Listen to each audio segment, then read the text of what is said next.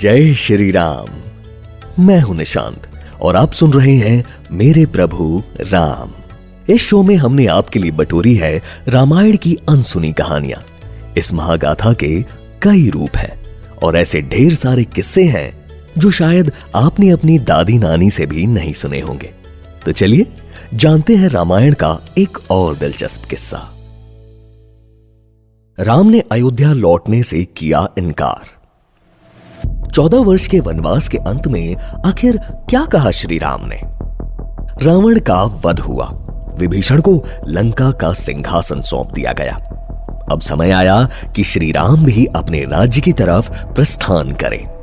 लेकिन राम के मन में इस बात को लेकर शंका उठी, क्योंकि एक या दो नहीं बल्कि 14 वर्षों का समय बीत चुका था। श्री राम को हुआ कि इतने सालों से भरत राजपाट संभाल रहा है और वो इतना सक्षम है कि राम की कमी नगरजनों को महसूस भी नहीं होने देगा। तो फिर क्या वापस लौटकर अपने भाई से सब कुछ छीन लिया जाए?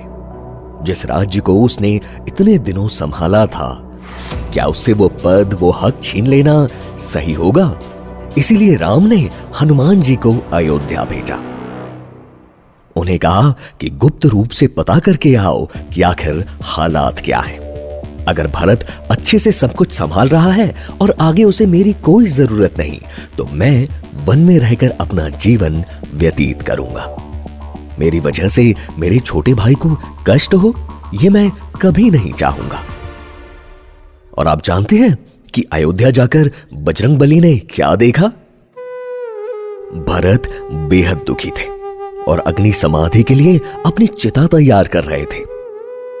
दरअसल भरत ने प्रण लिया था कि अगर 14 वर्षों बाद श्री राम नहीं लौटे तो वो अपना जीवन त्याग देंगे।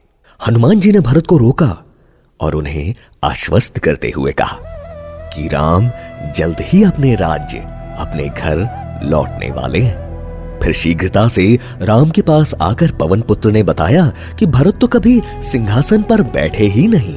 उन्होंने अयोध्या के पास बसे छोटे से गांव नंदी ग्राम में रहकर सारा कार्यभार संभाला और अयोध्या के सिंहासन को अपने ज्येष्ठ भ्राता राम के लिए सुसज्जित रखा। तभी तो आज भी भरत के त्याग और समर्पण के उदाहरण दिए जाते हैं। तो कैसी लगी आपको रामायण की कहानी? बताइए हमें हमारे official Instagram handle @redfm podcasts पर। मिलते हैं एक और अद्भुत किस्से के साथ। जय श्री राम।